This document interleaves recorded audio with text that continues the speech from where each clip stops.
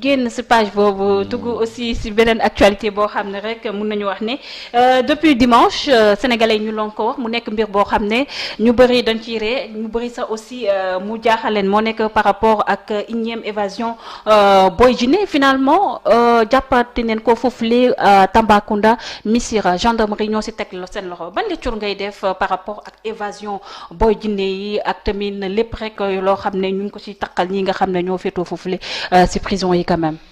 waaw affaire Boy Djiné. li ma ci gën a metti. mooy dégâts collatéraux. yi mu créé en si peu de temps. c'est vrai. ci administration pénitentiaire. parce que il y a eu des sanctions. waaw il y a eu des sanctions malheureusement. parce que man fa laa jóge yàggul. J'ai fait 1 mois là-bas temps yi un peu moins d'1 mois d'ailleurs.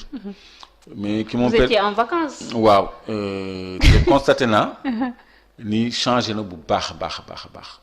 sur le plan de la prise en charge c'est que nag man ci benn quartier spécial laa nekkoon dugguma woon ci biir grande détention bi mais fa ma nekkoon constaté naa fa une amélioration qui m'a beaucoup surpris. moo tax ma lay tooñ naa la vous étiez en vacances. C'était vraiment des vacances carcérales. des vacances carcérales. qu'on a dû écourter sax parce que j'en avais profité pour commencer à écrire mais balaa may pare sax nee nañ ma kaay dem donc les chambres comme ni ko Boy Djiné waxee c'est des chambres de 2 lits. de 2 personnes. xam nga c'est pas étroit. di nga am un téléviseur écran plat. qui est plus grand que celui-là. Hein. Ah bon? Oui, avec TNT et Canal. Mais c'est nous qui payons les abonnements. Non, quand il y a un hôtel quand même. Non, nous avons un hôtel. Moi, je vais faire alors, non, c'est-à-dire quand tu retiens quelqu'un... On en parle plus sérieusement. Allez-y. Quand tu retiens quelqu'un pendant des années, pendant de longues années, da nga koy teg ci ay conditions yoo xam ne. du ko yëg tellement du am stress tellement du am comme envie évadé wu bi Boy Djiné am wala di flipper ak yooyu tout ça. loolu yëpp c'est pour améliorer conditions yi détenus yi nekk. pour ñu gën a mën a supporter nattu bi ñu nekk parce que boo ko supporter wul da ngay dem ci ay excès wala ay dérives. donc foofu vraiment ay nit ñoo xam ni dañ leen ragal ñoo fa nekk parce que quartier haute sécurité la. donc loolu moo tax ñu leen di defal un traitement particulier boobu nag dafa ànd ak sécurité également parce que buntu nekk yi tu franchis 2 portes avant de sortir de ta chambre tu as une chambre et une véranda boo xam ne dafa am aussi porte ak grille. donc bu ñu tëjee vraiment c'est sécurisé. c'est vrai qu'il y a des aérations moom nee na aération bi la teggi et tout mais xam naa ni évadé wu foofu yombul léegi nag personnel pénitentiaire yi.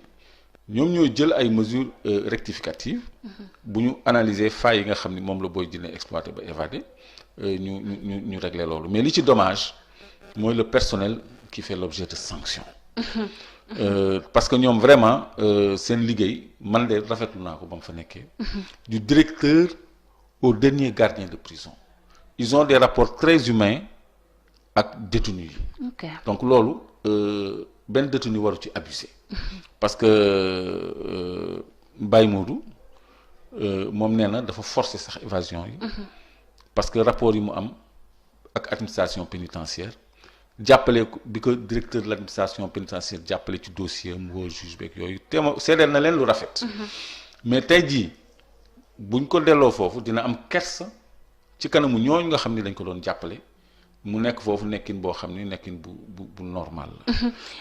mais Clédor évasion moom nekk na loo xam ne kenn du ko cautionner mais lii aussi est-ce que nekkul rek conséquence longue détention préventive yi nga xam ne dañ koy gis au niveau du Sénégal quand même. si loolu la Baye Modou wax Baye Modou nee na moom nii la mën a défendre cause am parce que dafa demander pour ñu àtte ko juger ko quand même. moom xam na ni. il a été fautif sur certains cas sur certains dossiers donc am na compte yu mu war a rendre à la justice mais aussi justice am na lu mu ko ameel état am na lu mu ko ameel parce que téye nañ ko fi 6 ans plutôt de détention jékki-jékki ni ko relax pur et simple maanaam defoo dara amuñu lu ñu lay toppee mu ñàkk 6 ans de sa vie ci prison ñu jàpp ko une deuxième fois mu tëdd 5 ans moom mooy nettali de ñu yóbbu ko jugement condamné ko 2 ans fekk tëdd na 5 ans xam nga Assane tëddloo nañ ko fi 8 mois condamné ko ñaata 6 mois xaw ma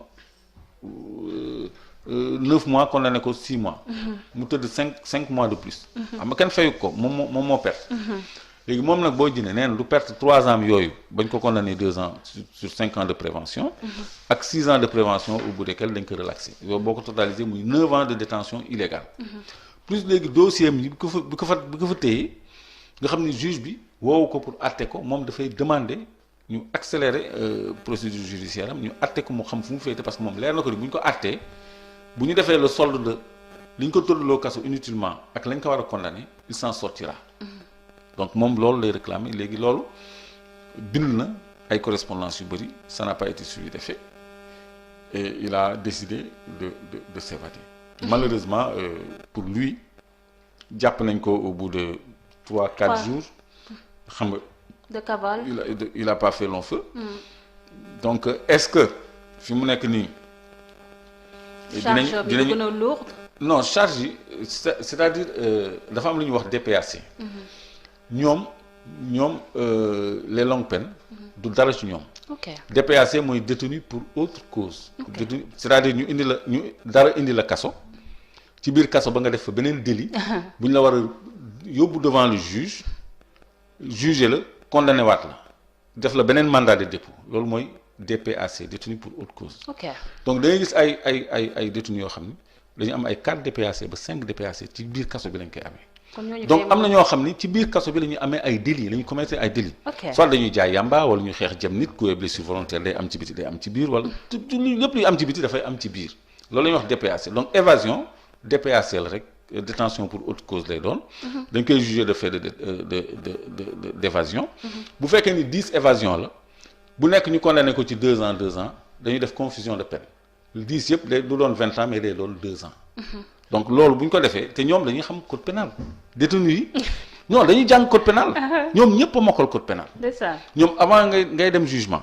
jugement bi ci biir néeg bi lañ koy defee. dañu naan boo demee taxawel nii waxal lii. verdict bi lii ak lii lay doon gis nga verdict boobu ñu lay wax boo demee ba ñëw loolu ngay indaale parce que dañu xam les rouages donc moom loolu jaaxalu ko évasion yi tegale parce que moom bépp délit bu mu def prison weesuwul évasion mais sinon il a un bon comportement là-bas évasion nag moom c'est autre chose. c'est autre chose. Et Clédor ñu ngi wax ci wàllum détention préventive mais aussi au niveau du Sénégal dañuy wax lu bari par rapport ak surpeuplement prison yi ñu gis ne aussi il y a de ces cas pour man la justice sénégalaise mënoon def waa ji sous contrôle judiciaire wala sax mu am beneen façon boo xam ne rek mun na nekk. di jàppante bu booree signé benn affaire wala déet le cas de Pape Ndiaye il est là est-ce que yaakaaroon le cas de Pape Ndiaye sanctions yi dañoo lourdes quand même. bi ngay wax loolu sax man je pensais au cas de Pape Ndiaye. Voilà. Je me disais comment faire pour rebondir dessus parce que heureusement nga tudd le cas de Pape Ndiaye. C'est-à-dire 3 mois de prison engorgement prison yi. li ko waral mooy ay dossiers yoo xam ni jarul ñuy yóbbu nit prison. placé ko sous mandat de dépôt. ñooñu ñoo feesal kaso yi. comme nga amee nit bor. ñu yóbbu la kaso. ñu jàpp le défaut de permis de conduire man gis naa ñu ma fekk défaut de permis de conduire. ñu jugé leen condamné leen. c'est abusé quand même wala ku mbëkk poto Sénélec daw ñu jël numéro am kooku xamul ni poto Sénélec bien public la Sénélec dafa porter plainte. ñu tracé oto bi jàpp waa ji mu ñëw prison di jooy. il n'en revenait pas. mën na leen sax def ay sanctions yoo xam ne au lieu ñu leen di bàyyi prison ñuy lekk ak naan di surpeuplé. j'ai vu un tailleur bu jënd benn salon def ko ci atelier am ak yooyu. nekk te salon bi ko jaay da ko sàcc. moom il savait pas ñu jàpp ko pour recel. grâce ñëw ñu gracier sàcc bi moom téye ko fa muy jooy rek. donc des cas comme ça soxlawul engorger prison. donc Pape Ndiaye procureur moo ko tëj moo ko poursuivre. Ah bon? Ah oui parce que moom dafa am problème ak ñaari nit. ñooñu désister retirer seen plainte. moom mu réparer préjudice bi affaire xaalis la woon. mu fay leen seen xaalis intégralement. ñële retirer seen plainte par écrit désistement écrit. C'est vrai. ba noppi le préjudice a été réparé. Dès lors même bu ñu ko doon condamné sax. sursis lañ ko waroon a jox. C'est vrai. parce que musul dem prison musul am un dossier en justice c'est un primérien léegi nag procureur moo jugé nécessaire mu poursuivre action publique bi. parce que moom bañ koy àtte amul benn plaignant bu taxaw lu dul ministère public. muy procureur de la République par ndawam bi fa nekkoon jour boobu di siéger une dame. donc ñooñu ñoo poursuivre Pape Ndiaye. ñoo condamné Pape Ndiaye à une peine ferme d'emprisonnement.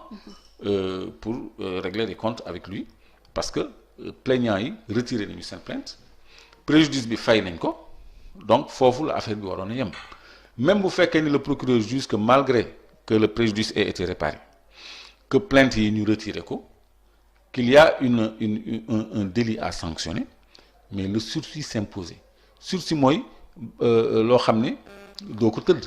ba nga koy defaat. mais c'est un an de prison dont 3 mois yoo xam ne moom lay passé en. c'est-à-dire les 9 mois. sont assortis de sursis. Voilà. Et les 3 mois sont fermes. C'est-à-dire on a voulu le mettre en prison. ou bien l'humilier quand même. L'humilier. Mais quelque part il lui rend service. parce que bon? oui la prison forge l'homme. Moi la prison m'a forgé. M'a rendu calme, serein, résistant à toute épreuve. Et lui, comme c'est un chroniqueur judiciaire boo xam ne dafay wax ci prison souvent parce que dañ koy rapporter li fa nekk moom bu demee ba dund ba gis li fa nekk dina gën a xam bu baax la mu doon wax ci prison ak rouage kii ci plan boobu lañ koy rendre service parce que dina am une expérience carcérale boo xam ne da ko mën a partager avec ses téléspectateurs parce que bu génnee day continuer liggéeyam man génn naa continué naa nekk ci li ma nekkoon. Guy mu ngi nekk ci li mu nekkoon.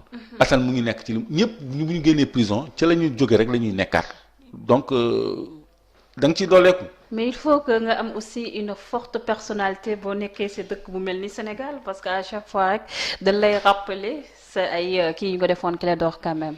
il faut aussi sénégalais yi di dimbale prisonniers yi pour ñu mën a réussir seen ay réinsertion quand même dans la société. waaw xam nga réinsertion. ñu ngi koy wax ci nga xam ne dañu nekk en conflit avec la société.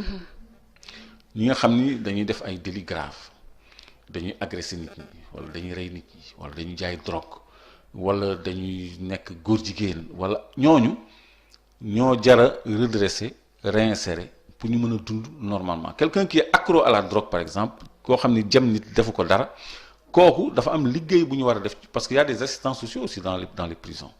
Il y a des intervenants extérieurs aussi à la prison yoo xam ne dañuy jàpp ci travail de réhabilitation sociale boobu ñooñu dañu soxla une vigilance un œil un coup d'œil boo xam ne bu ñu génnee du ñu nekkaat ci environnement bi leen di permettre ñu delluwaat. ci délit yooyu ñu doon commettre. donc pour le cas de Pape Ndiaye nga xam ne mën nañu wax ne bokkoon ni ci seul chroniqueur yi nga xam ne da loon ci wax ci wàllum justice. Sénégalais yi di loon ko prêter une oreille forte franchement. Mais après